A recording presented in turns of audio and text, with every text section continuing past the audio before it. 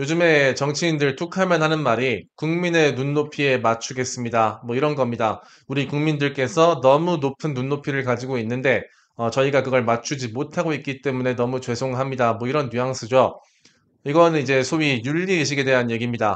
국민의 도덕적 기준이 너무너무 높고 숭고해졌다. 이런 얘기로 들리는데 거짓말이죠. 당연히 그렇지 않습니다. 본인들이 이제 정말 알고 그렇게 일부러 거짓말을 하는 건지 아니면 정말로 착각을 하고 있는 건지 뭐 이제 헷갈립니다. 헷갈리지만 기본적으로 잘못된 얘기죠. 국민의 인식은 높아진 게 아니고 추락을 하고 있습니다. 도덕에 대한 얘기는 그 어느 때보다도 많이 나오지만 실제적인 도덕성은 정말 박살이 나고 있는 거, 이게 지금 우리 현실이 아닌가 합니다. 이렇게 겉과 속이 다른 형태가 이게 처음 있는 일이 당연히 아닙니다. 역사는 계속 반복이 되니까요. 이 미국 사례를 보면은 이 19세기 말에 소위 도금 시대라고 하는 시대가 있습니다. 이때는 굉장히 사회적으로 혼란기이고 탐욕이 가득한 시대였어요. 일단 남북전쟁이 끝난 지가 얼마 안 됐을 때입니다. 1865년에 끝났으니까 진짜 직후죠. 그러니까 당연히 사회가 혼란스러웠습니다. 그리고 이제 철도 산업을 중심으로 해가지고 노동자를 갈아 넣어서 돈을 버는 게 당연했던 시대이기 때문에 정말 이 탐욕, 투기 이런 것들이 막 남발이 되던 때입니다. 그리고 사창가도 엄청 확대가 돼가지고 다 같이 이제 그런 성적인 욕망을 무질서하게 채우는 그런 시대라고 할 수 있습니다. 근데 이게 이제 실제지만 겉으로는 완전 달랐어요. 성적인 것에 대한 금기가 너무 심해가지고 이런 일이 있었습니다. 어떤 어린 소녀가 이제 의사한테 진찰을 받으러 갔어요. 이 가슴이 아파가지고. 근데 이제 가슴이 아프다라고 말을 못하게 돼 있었습니다. 그건 너무 불경한 단어니까. 그래서 이 어떻게 했냐면 스토맥이 아프다고 얘기를 했어요. 스토맥. 지금 이제 스토맥이라는 단어는 우리 배를 지칭하는 단어로 이제 한정이 돼 있지만 그때는 이 가슴이라는 불경한 단어를 입에 담지 않기 위해서 여기부터 여기 아래까지가 전부 다 스토맥이었어요. 그래서 그렇게 말을 할 수밖에 없었고 의사는 대체 그럼 어디가 아프다는 건지 한 번에 알기 어려웠던 그런 일까지 있던 시대가 또 이때입니다. 그러니까 겉이랑 속이 이렇게까지 다를 수가 있는 겁니다. 근데 이게 이제 처음엔 우리가 인식을 할 수 있어요. 아, 뭔가 괴리가 있다 느낄 수 있는데 그런 시대를 오래 살다 보면 그냥 착각을 하게 됩니다. 더 이상 이제 진짜 도덕에 대한 논의는 없죠. 뭐 이제 우리 스스로의 내면을 한번 보면 알 수 있습니다. 뭐 온갖 뭐 미사여구들, 뭐 수많은 복잡한 말들 다 제끼고 그냥 눈을 감고 이렇게 내 마음을 보면서 한번 질문을 해보면 돼요. 내가 정말 도덕성에 큰 가치를 두고 살던 때가 마지막으로 그랬던 때가 언제지? 라고 물어보면은 우리가 놀랍도록 도덕에 대한 생각을 안 하고 살고 있다는 것을 쉽게 알 수 있습니다. 정말 나 자신과 솔직하게 연결이 되면 이거 뭐 30초면 안단 말이에요. 그리고 이제 다른 사람들의 얼굴을 봐도 아, 제가 소위 이제 규제로서의 도덕, 그러니까 남을 해하면 안 된다. 이런 거를 정말 이제 잘 지키고 사는 것 같아. 근데 그게 자기 마음에서 우러나와서 하는 게 아니고 억압돼가지고 억지로 제약이 너무 많으니까 몸살이고 있구나. 이거를 느낄 수가 있어요. 그 바이브를. 이거를 느끼는 데는 많은 노력이 필요하지 않다. 내가 눈을 가리지만 않으면 쉽게 보인다. 저는 이렇게 생각을 합니다. 우리 사회는 도덕성이 강화된 게 아니고 도덕이 무기화돼 있는 거예요. 도덕을 가지고 자꾸 남을 패니까 그냥 그게 눈에 많이 보일 뿐이지 실상의 도덕성은 정말 바닥을 치고 있다. 이렇게 이제 볼 수가 있습니다. 이게 비유를 하면 이런 겁니다. 모두가 이 손에 이 도덕성이라는 책을 들고 있어요. 근데 이거를 읽지를 않아요. 그러니까 이제 안에 있는 종이는 다 새 겁니다. 글자 다 새 거예요. 근데 이걸 어디다 쓰냐면은 들고서 남을 팰 때 이 무기로 쓰는 거예요. 이 모서리로 남의 정수리, 관자놀이 팍팍 이렇게 가격할 때 이럴 때만 쓰는 겁니다. 그러니까 이 도덕 책이 피로 흥건하고 모서리가 그 다음에 표지만 달아 없어지고 이 안에는 정말 새 거인 거. 이 상태가 지금 우리의 상태라고 할 수 있습니다. 그래서 다 같이 도덕책을 들고 있으니까 뭐 우리나라의 실상을 잘 모르는 외국인이 보기에는 아, 이 한국인들 참 도덕적이다. 도덕에 관심이 많다. 시민 의식이 높다. 이렇게 볼 수 있겠죠. 근데 실상이 전혀 그렇지 않다는 거 우리 다 가슴으로 느끼고 있을 것이다. 저는 이렇게 생각을 합니다. 근데 이게 단순히 비유해서 끝낼 문제가 아니라고 저는 생각을 합니다.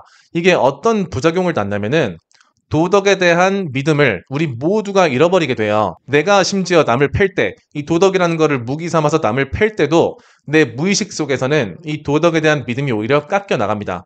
아, 내가 이거를 명분 삼고 있구나. 그냥 내가 이거를 남을 패는 도구로만 쓰고 있구나라는 거를 이 의식은 무시를 해도 무의식은 느낍니다. 그러니까 때릴 때마다 믿음이 사라지는 거예요. 그리고 맞는 사람은 당연히 마찬가지죠. 아, 제가 명분 삼아서 뭐 평등이니 자유니 이런 거를 명분 삼아서 그냥 나를 패는 무기로 쓰는구나. 이걸 다 느낀단 말입니다. 그러니까 모든 사람의 인식에서 도덕이라는 것의 중요성이 점점 더 하락을 하고 있는 게 실상이다. 이거를 좀 인식을 해야 되겠습니다. 이게 얼마나 치명적인 일인지를 이제 얘기조차 안 하고 있는 게 지금 우리 현실입니다. 이 도덕이라는 이 책이 그냥 벽돌이 돼버려가지고 다 보면 이제 벽돌이라고밖에 생각을 안 해요. 그리고 이제 내 이득을 좇는 것이 당연하다. 인간은 원래 그러니까. 인간은 원래 물질에 불과하고 호르몬을 분비하는 그런 기계에 불과하니까 나는 그냥 마음대로 해도 된다. 뭐 이런 식의 관점이 퍼지는데 또 이런 현상이 같이 맞물려서 작용을 하고 있다. 이거를 좀 우리가 심각하게 인식을 해야 된다. 인식하는 것만으로도 지금보다 훨씬 나아질 수 있다. 이 말씀을 제가 일단 드려보겠습니다. 이 아첨에 속으면 안 됩니다. 우리가 너무 많은 아첨에 노출이 돼 있어요. 정치인들 같은 경우는 뭐 이제 국민 여러분 정말 대단하십니다. 이런 거 이제 입버릇처럼 얘기를 하죠. 그리고 기업들은 소비자, 고객을 찬양하기 바쁩니다. 아, 우리 고객님의 입맛에 맞추기 위해서 정말 최선의 노력을 하죠. 뭐 AS뿐 아니라 뭐 CS 센터에 돈 엄청 쏟아붓고 그다음에 뭐 실제 작은 장사하시는 분들께서도 이제 뭐 설설 겨야 됩니다. 장사를 하려면은.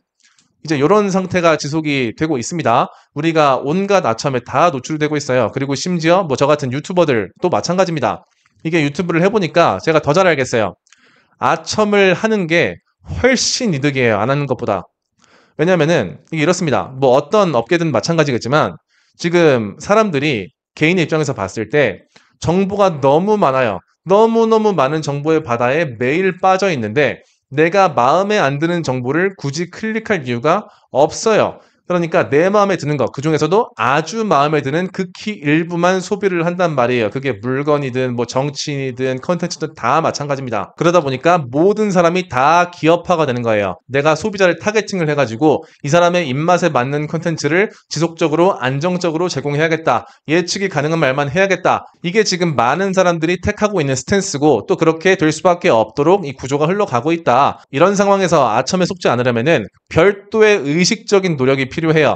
아, 내가 하루 종일 아첨에 노출이 되어 있구나. 그러니까 적극적으로 내가 이거를 관리를 해야겠다. 반대 의견을 의식적으로 접하고 정말 이게 진실이 맞는지 내가 꼼꼼하게 확인을 하겠다. 이런 식의 방향성을 구축을 하고 구체적인 실천 방안으로 옮기고 있지 않다면 나도 쓸려가고 있을 가능성이 매우 높다는 거, 이거를 좀 말씀을 드려보겠습니다. 우리 사회에서 개인들이 지금 정신 상태가 어떠냐면요. 이 자아가 굉장히 비대해져 있어요. 이 아첨에 하루 종일 노출이 되니까 아, 나는 정말 합리적인 인간이고 나는 정말 좋은 결정만 하고 이런 식으로 이 머릿속이 이만큼 팽창을 해 있습니다. 근데 또 이제 현실을 보면은 그렇지가 않다는 거를 깨닫는단 말이에요. 뭐 회사 나가면은 맨날 갈등이 있고 사회생활도 해야 되고 여러 가지 현실에서의 제약은 훨씬 크단 말이에요. 그러니까 이게 괴리가 있습니다. 내 머릿속의 인식에 따르면 날 이렇게 대우를 해줘야 되는데 실제는 여기야. 그러니까 이 괴리 때문에 다들 너무 인생이 더 힘들고 팍팍하고 그 다음에 인터넷도 오래 하고 싶고 이런 겁니다. 이거를 지식 수준과 무관하게 정말 다 같이 쓸려가고 있는 그런 현상으로 우리가 인식을 해야겠습니다. 우리가 이제 중국, 러시아, 북한 이런 나라들의 국민들을 굉장히 무시하는 경향이 있습니다. 아, 쟤네는 그 정부에서 떠먹여주는 그런 편향된 정보만 접하잖아. 그러니까 되게 멍청한 거 아니야? 이런 식으로 쉽게 생각을 하는데 우리가 다르냐? 저는 절대 다르지 않다고 생각합니다. 우리는 각자 자기만의 작은 중국에 갇혀 살고 있어요. 이게 뭐 필터 버블 이런 전문 용어를 쓸 것도 없습니다. 이 유튜브 알고리즘을 예로 들면은 내가 좋아하는 거를 극도로 좁혀가지고 얘가 제일 좋아할 만한 것만 보여주는 게 알고리즘이죠. 이 정말 조금이라도 내 의견에서 벗어나면은 나한테 노출될 가능성이 떨어집니다. 나랑 반대되는 의견은 거의 안 보여줘요. 이것부터가 이미 중국이랑 굉장히 비슷하죠. 아니 그래도 나는 내가 선택하는데 이렇게 느끼실 수 있는데요. 과연 그럴까요? 내가 정말 전적인 자유의지로 내가 볼 것을 택하나요? 그렇지 않습니다. 자, 만약에 이제 가끔 나한테 반대되는 의견을 말하는 그런 컨텐츠가 떴다고 할게요. 그러면은 그거를 누르더라도 분노하려고 누르는 경향이 있습니다. 이 분노도 중독성이 있거든요. 왜냐면은 분노를 할 때는 내 몸이 이렇게 확 커지는 느낌 받아요. 내 자아가. 그 다음에 두 번째로 머릿속에 잡다한 걱정들, 현실의 걱정들이 싹 지워집니다. 그러니까 이제 분노를 하려고 중독이 돼서 누르는 경향이 좀 있다. 이것도 이제 고려를 해야 되고요. 그 다음에 마지막으로 내가 이제 굉장히 싫어하는 어떤 사람, 내 의견에 굉장히 반대되고 나랑 다른 삶을 산 사람의 컨텐츠는요. 안 누르는 게 아니고 못 누르는 겁니다. 이 중국 사람들은 정부의 규제 때문에 그걸 못 누르지만 우리는 무의식의 규제 때문에 그걸 못 눌러요. 내 무의식이 그것을 끔찍하게 싫어하고 혐오하고 시간 아깝다, 제 병신이다 이렇게 레이블링을 한 번 해버리기 때문에 못 누릅니다. 그러니까 사실상 우리는 중국에 갇혀서 나만의 작은 중국에 갇혀서 사는 거랑 다를 바가 없다. 이거를 좀 인식을 할 때부터 그 중국에서 벗어날 수 있는 겁니다. 나를 어떤 환경에 처하게 하는지가 내 정신의 고귀함을 결정합니다. 그냥 이제 마음 편하니까 나를 중국에 가두고서 이렇게 사는 거는 당연히 천박한 정신을 낳습니다. 반대로 내가 정말 이렇구나 라고 인지하고, 이게 제일 중요합니다. 인지하고 정말 의식적으로 다른 노력들, 예를 들어서 정말 내 의견에 반대되는 컨텐츠를 일부러라도 소비를 한다든지, 아니면은 내 주변에 자신의 의견을 솔직하게 말해줄 수 있는 반대파를 두고 걔랑 지속적인 소통을 한다든지, 이런 식의 실천적인 노력이 없으면 정말 끌려갈 수밖에 없다. 그게 인간입니다. 제가 뭐 대단한 사람이라 이런 말씀을 드리는 게 아니고요. 제 경험에서 말씀을 드리는 겁니다. 저는 이제 기본적으로 호기심이 되게 많아가지고 궁금해서 정말 다른 사람들의 의견을 봅니다. 저랑 굉장히 다른 의견을 말하는 사람들의 콘텐츠를 그냥 궁금해서 봐요. 뭐라고 하는지. 근데 보면은 내가 애초에 생각했던 것보다는 훨씬 더 합리적인 말을 많이 합니다. 의외로 훨씬 그래요. 심지어 제가 이제 미국 좌파 언론들을 굉장히 많이 깠습니다. 정말 보면은 말도 안 되게 편향적이긴 해요. 굉장히 중립적인 말투로 엄청나게 편향된 정보만 전달하고 거짓말도 많이 합니다. 근데 내 생각보다는, 내가 생각했던 것보다는 훨씬 괜찮은 게 또 현실입니다. 의외로 괜찮은 패널, 내 의견이랑 비슷한 패널을 데려다가 얘기도 잘 하고요. 의외로 또 맞는 말도 합니다. 근데 이거를 한쪽만 보면은 인식을 할 수가 없어요. 내가 뭐 의견을 갖지 말아야 된다 이런 말씀을 드리는 게 아닙니다. 이런 사람들하고 싸울 때는 또 싸워야 됩니다. 정말 이거는 싸워야 돼 라고 확신이 있으면 미친 듯이 싸워도 돼요. 근데 이런 현실을 알고 싸우냐 아니면 모르고 싸우냐에 따라서 내 영적인 질이 달라진다. 이거는 좀 인식을 해야 된다. 이렇게 말씀을 드리겠습니다. 우리가 예를 들어서 1930년대 독일에서 태어났다고 하겠습니다. 이때 뭐 한창 1차 대전에서 져가지고 사회적으로 무기력감이 가득하고 경제도 안 좋아서 다들 절망에 빠져있는 이런 시기였어요. 근데 히틀러가 아주 뭐 혜성처럼 등장을 해가지고 아니야, 너네 그런 마음 상태로 있을 필요 없어, 자부심을 가져, 우리 같이 해보자 이렇게 했어요. 그러면 우리 중에서 몇 명이나 나치에 부역했을까요? 아니죠. 반대로 물어봐야죠. 우리 중에 몇 명이나 나치에 부역을 안 했을까요? 한번 떠올려 보면은 사실 우리 중에 상당수가 나치를 했을 것이고, 그 다음에 우리 중에 일부는 뭐 꽤 많은 수일 거라고 저는 생각을 합니다. 적극적으로 그런 일에 가담을 해서 뭐 심지어 학살을 했을 수도 있는 겁니다. 아주 즐거운 마음으로요. 인간의 정신이라는 게 생각보다 굉장히 액체적이기 때문에 이 환경 세팅을 바꾸면 또 순식간에 팍가닥 하면서 내면의 다른 면모들이 튀어나오는 겁니다. 근데 이제 우리가 지금 우리 스스로를 어떤 환경에 두고 있는가를 잘 살펴보면 정말 안 좋은 환경에 두고 있다. 매일매일 열받고 증오하고 짜증나고 이럴 수밖에 없는 환경. 왜냐면 내 환경에 있으면은 다른 애들 말은 다 말도 안 되니까, 다 미친놈들이니까.